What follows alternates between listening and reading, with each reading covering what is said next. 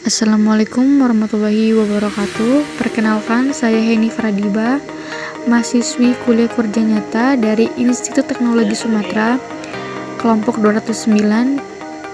Di sini saya akan memaparkan materi tentang medan magnet. Nah, sebelum kita lanjut ke materi, ada yang tahu nggak sih apa sih medan magnet itu? Nah, medan itu yaitu daerah atau area. Jadi, medan magnet itu adalah daerah di sekitar magnet yang masih dipengaruhi oleh gaya tarik magnet. Nah, di sini ada suatu peta konsep. Jadi di sini ada medan magnet dapat dihasilkan dari ada dua nih. Yang pertama dari magnet itu sendiri pastinya. Yang kedua itu dari arus listrik. Nah, ini yang pertama dulu ya. Kita lihat di sini ada sebuah magnet nih, di mana arah medan magnet pada magnet itu digambarkan dengan garis-garis gaya magnet. Nah, biasanya disebut garis-garis gaya magnet ini disebut sebagai flux yang dari arah kutub utara ke kutub selatan. Jadi, garis-garis gaya magnetnya ini dari arah kutub utara menuju ke kutub selatan.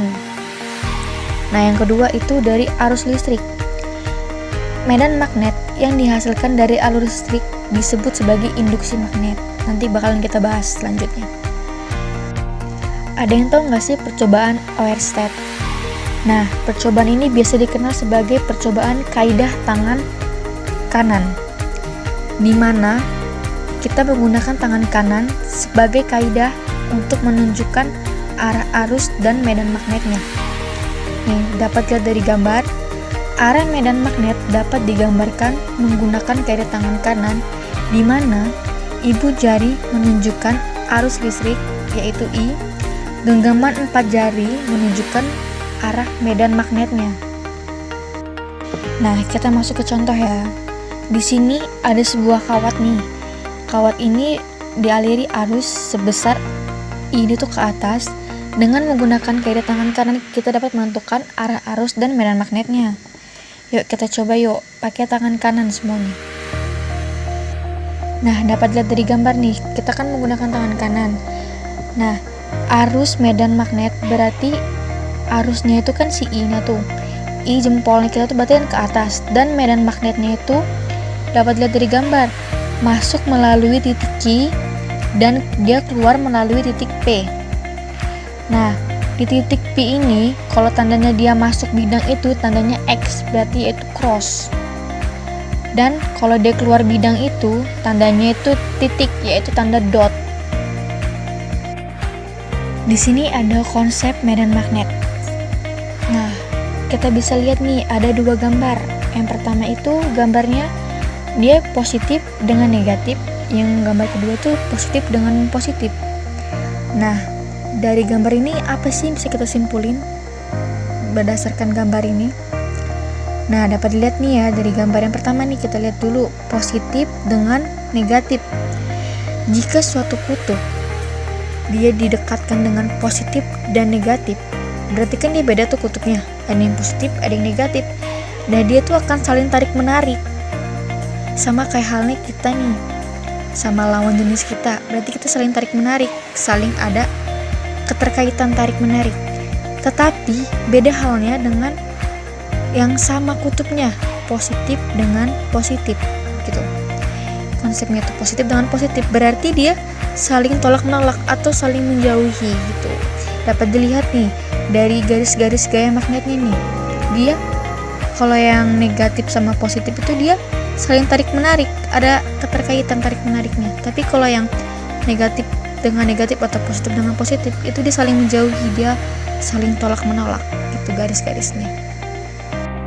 Langsung kita masuk ke induksi magnet atau medan magnet yang dapat dihasilkan oleh arus listrik tadi yang kedua ya. Nah, di induksi magnet ini kita ada 4 yang harus kita belajar. Yang pertama itu kawat lurus, yang kedua tuh kawat melingkar, yang ketiga solenoida, yang keempat tuh toroida.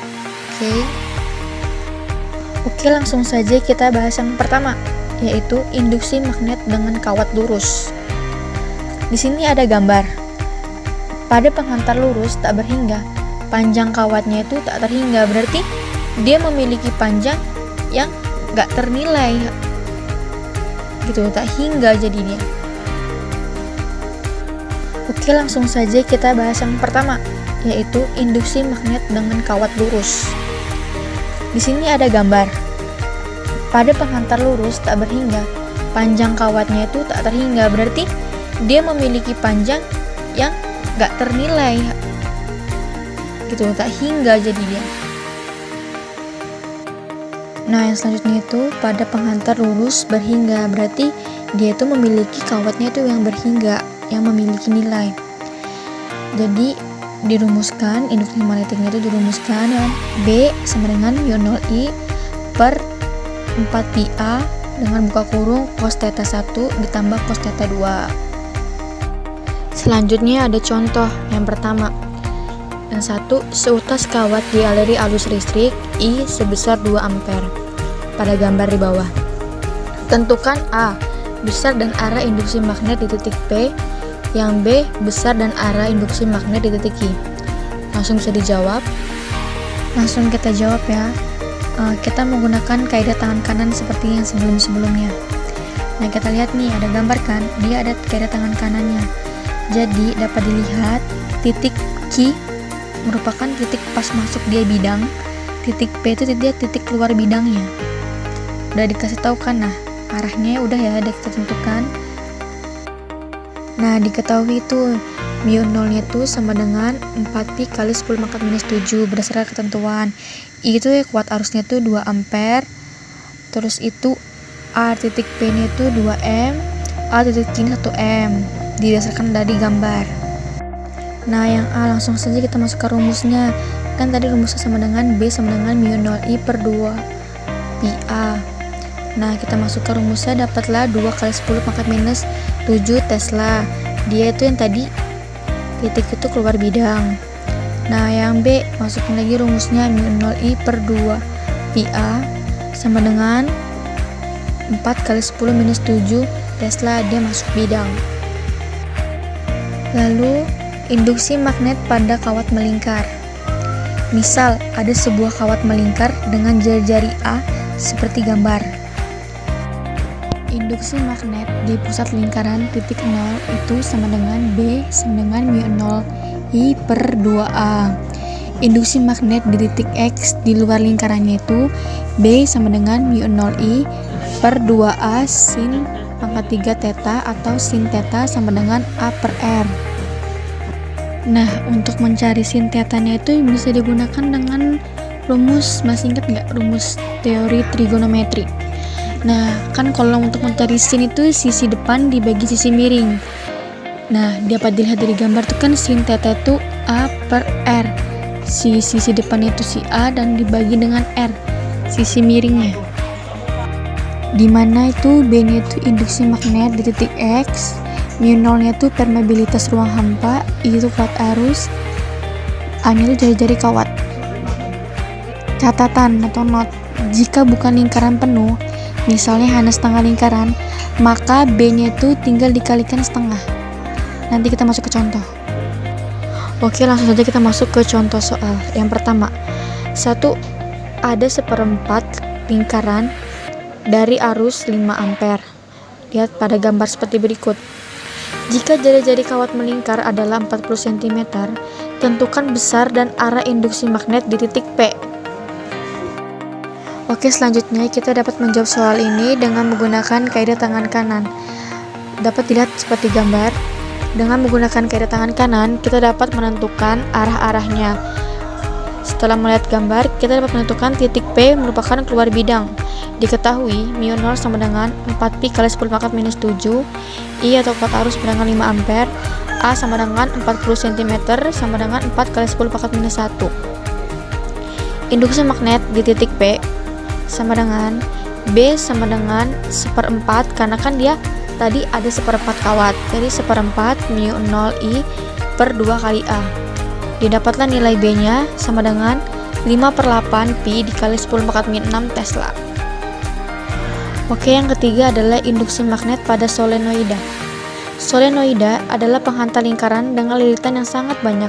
Jadi, solenoida itu suatu penghantar yang dibuat lilitan. Seperti gambar berikut, ini merupakan contoh induksi magnet pada solenoida. terlihat bahwa dia ada lilitan-lilitan yang mengelilingi. Selanjutnya, untuk menentukan induksi magnet di pusat solenoida itu, rumusnya adalah B sama dengan mu0 dikali I dikali N per L. Untuk menentukan induksi magnet di ujung solenoida itu adalah B sama dengan mu0 I dikali N per 2L, di mana B-nya itu induksi magnet di titik X, mu0-nya permeabilitas ruang hampa, I-nya kuat arus, N-nya jumlah lilitan, dan L panjang solenoidanya. Langsung kita masuk ke contoh soalnya. Yang pertama, suatu solenoida panjang 2 meter dengan lilitan 800 dan memiliki jari-jari 2 cm. Bila solenoida itu dialiri arus sebesar 0,5 ampere, tentukanlah induksi pada ujung solenoida. Nah, diketahui nih, mu0 kan udah ketentuannya 4pi kali 10 pangkat minus 7. Ini tuh kuat arusnya itu 0,5 ampere tadi. N-nya tuh 800 lilitan dan L-nya 2 meter. Terus ditanyanya B. Jawab B sama dengan mu0 I kali N per 2L. Karena dia kan mintanya di ujung solenoida. Jadi masukin aja rumusnya 4pi kali 10 pangkat minus 7 dikali 0,5 dikali 800 per 2 dikali 2. B sama dengan 400pi kali 10 pangkat minus 7. B sama dengan 4pi kali 10 pangkat minus 5 Weber per meter persegi. Lalu yang keempat itu ada toroida. Toroida itu merupakan suatu solenoida yang dilengkungkan sehingga membentuk lingkaran. Jadi, toroida itu sama seperti solenoida, cuman dia bentuknya itu agak dibengkukkan atau dilengkungkan hingga membentuk suatu lingkaran. Nah, untuk mencari induksinya itu B sama dengan mu0 dikali I dikali N per 2pi A, di mana B-nya itu induksi magnet di titik X, mu0-nya itu permeabilitas ruang hampanya, ini tuh sama seperti kayak kuat arus, A-nya jari-jari kawat, N-nya jumlah lilitan. Nah, di sini kalau di toroida itu ada ketentuan. Yang pertama, medan magnet B di dalam toroida di titik P itu 0. Medan magnet B di luar toroida. Sekian materi yang bisa saya sampaikan. Kurang lebihnya saya mohon maaf.